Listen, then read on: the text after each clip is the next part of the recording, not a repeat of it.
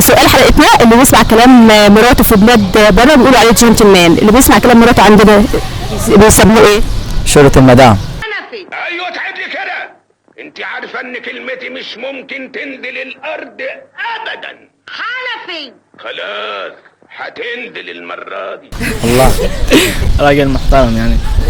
بيجدل مرته يعني، والدنيا حلوه والدنيا تمام مشياه. بجد يعني. لا اللي بيسمع كلام مراته في بلاد بره بيقولوا عليه جنتلمان، اللي بيسمع كلام مراته عندنا بيتقال عليه ايه؟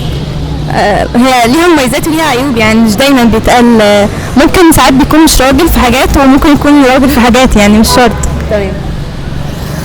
هو بيتقال عليه دلدول لا واثقه من نفسها، مش واخد بالك يعني، بس هو ده مش صحيح يعني، فاهمه؟ يعني مثلا لا كده، يعني مثلا لو انا مع اخويا او كده ممكن، فاهمه؟